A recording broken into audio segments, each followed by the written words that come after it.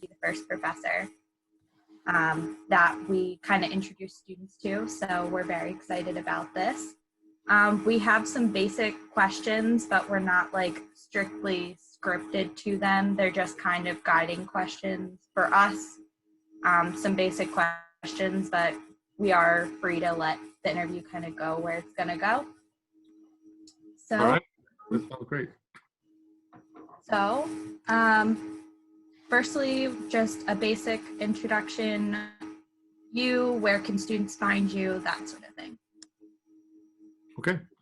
Well, hello, everybody. My name is Tim Palmbach. I am the chair of forensic science.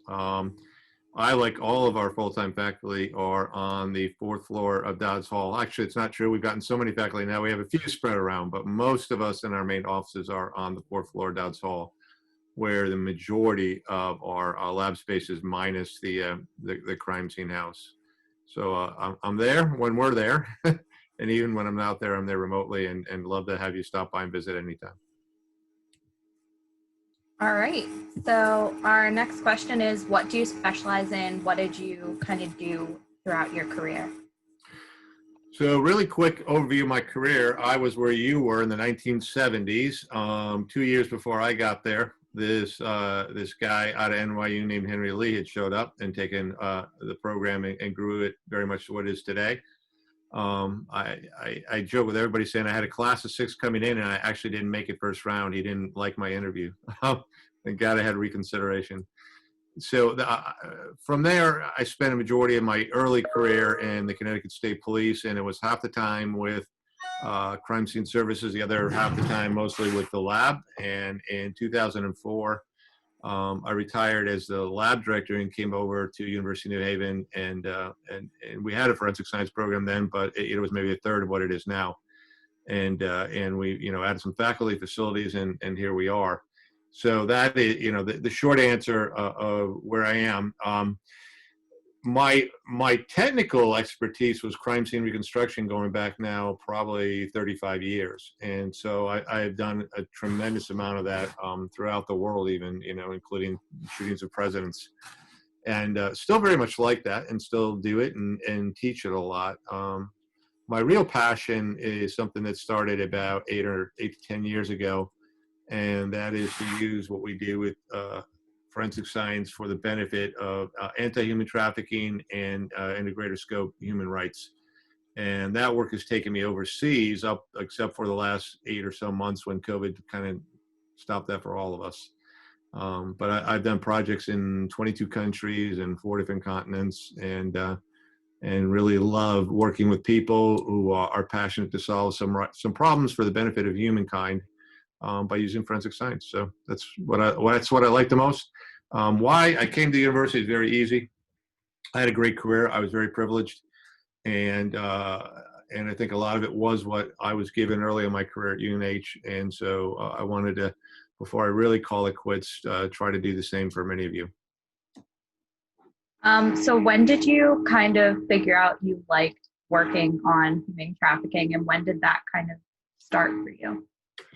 Again, it was about 8 to 10 years ago. It was just really when I became aware of it, and then asked a few more questions and did some research, which hopefully we've taught you guys to do, and realized that nothing of value was being done to stop it. And if it was, and they weren't using the availability of tools, whether they were ours or classical DNA or biometrics, forensic stuff, or analytics. Like I'm not an analytic or digital evidence expert, but I appreciate it and understand it, and saw that as a real powerful weapon as well. And so that's really what got me interested. I actually took a year sabbatical in 2013 from the university and went overseas for the majority of the year, working with NGO groups and government groups, and that fully ignited my passion, right? And I've been there ever since. So what's been the most rewarding thing that you've had, either in the field when you were doing construction, or even when you're doing your research on human trafficking? It sounds like a canned answer, but I think about my point in life when it's actually true. I've had a lot of students now come through and become graduates, and many of them have moved on to some really successful careers and done some amazing things on their own.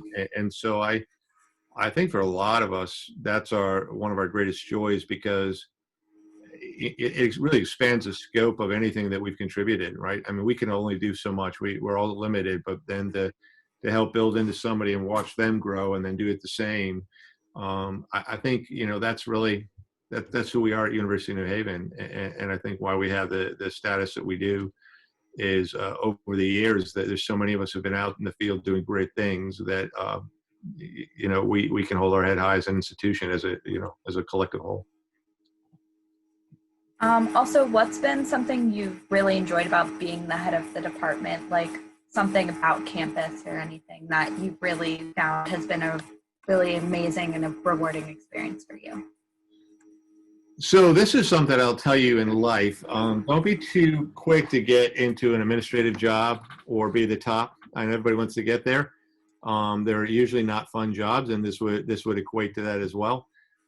What I've learned over the years is the political game and how to get resources. And so the rewarding thing is when I can do that for your benefit. So when we look at new labs and new equipment and go from 2 faculty to 15 and literally millions of dollars of grants a year, all this benefits you. And so that's a part of the job I love, that watch things grow.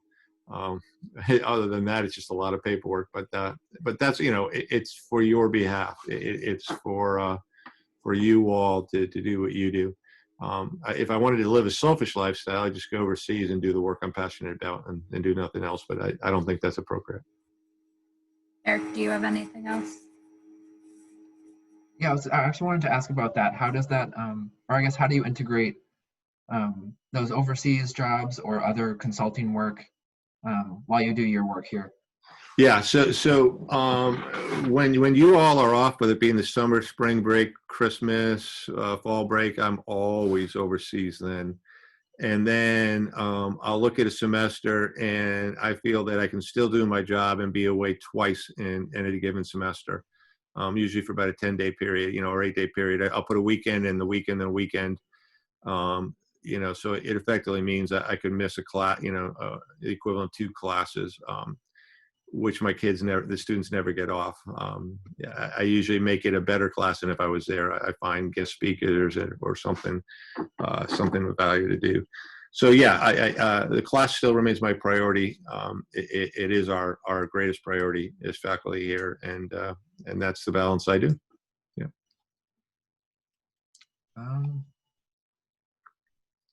I guess how do you find that you interact with other faculty here? And how does that professional relationship work? Yeah, I tend to think I get along with most people. I maybe not the most endeared. I probably am one of the most respected, and it's not to say that in an arrogant way. I tend to do what is right, and I tend to do what's necessary. Sometimes that upsets people, but as long as I know it's right and it's what's necessary, that's how I've been able to sleep at night my whole career. And I would encourage you all to do the same. Don't necessarily make an easy decision. Just make absolutely sure you make a sound, just decision. Having said that, I think I get along great with the vast majority of the faculty here. I don't know if you all know that, but I'm also chair. I'm head of the University TMP committee. So I'm in a pretty, I hate to say powerful, but important role relating to the well-being of the careers of faculty across the university. And in that area, I think is where the respect comes from, because I've been very, very adamant about being fair, being transparent and fair. And as long as you do the work and you do it well, we'll do everything we can to build you up and promote you and give you tenure and the status you deserve. So I wanted to know if you had any advice for those students who are still struggling to figure out what they want to do. There are a lot of students that maybe know a general idea, where they may know like what track they want to go on. There are others that just have no clue. And so do you have any advice for helping them narrow down what they want to do? Yeah, so one, whatever you're currently doing, do it really well. Don't give up on it until you find something that's better and different, and then make your transition from like a position of power. You always want to leave at the top. So if you're going to leave our program, make sure you're leaving because you have great grades and everything's going well. Don't allow life to wear you down and you leave because you left yourself no options. So wherever you are, do it with the best that you can possibly do. And then when an opportunity comes, don't be afraid to take it. Sometimes people settle into they feel comfortable and known, and the challenge of something new is overwhelming. And I'd say just take it. I've done 3 or 4 very different jobs in my life, and now adding this in the latter part, this human trafficking thing. They're all radically different. And that's really very rewarding. Having said that, though, I can always look back over the course of my career and say, well, what I did 30 years ago actually had value for me now. I didn't know it then, but it does now. And so your life is a connective stream. In the end, you'll see it all painted together.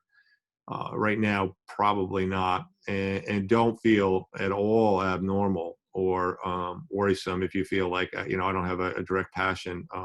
That's a perfectly okay place to be. Just keep moving forward with strength, and you'll find it. Yeah, I'm sure you'll find it. Yeah.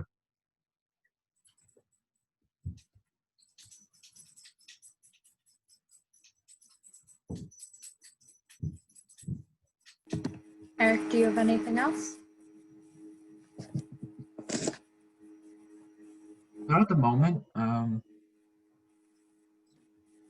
don't know. I guess how did your undergraduate career kind of shape the rest of your career, if at all?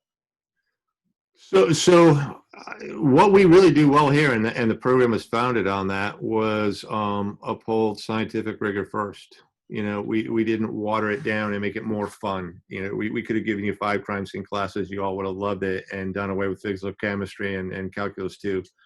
But it would have hurt you. And so, the foundation of my undergraduate career opened the doors for me to get into, several different graduate programs and do well moving forward. And so I don't know that you're going to fully embrace that and appreciate it while you're here, but I can assure you there's good logic behind it, and you will appreciate it. You'll understand the value of it. So hang in there. You're going to have good days and bad days, and like things and not like things. And you guys are very near and dear to our hearts. You've been asked to do something that none of us have ever been asked to do before. And, we can grouse a little bit about COVID, but you know what, we can adjust real easily. For you guys, this is it in the core of your fabric and sensitivities and socialization. And we are aware of that and deeply sympathetic to you. At the same time, just say, don't let it get the best of you. Don't let it define you, rise above it. Yeah, I've been actually thinking a lot about how all the different classes we take in chemistry, physics, bio, and forensics, it really allows you to go many different ways. Because when you just look at job descriptions, we've taken most of the classes that they're asking for. So that really works out well. Yeah, your undergraduate education has got you so well grounded for so many different things, and I think that's what an undergraduate education should be. It's not fair to expect you to know exactly where you're going to be, and so we should give you a big enough dossier that if you want to do research or medical school or become a police officer, whatever, you'll be prepared to do that and do it well.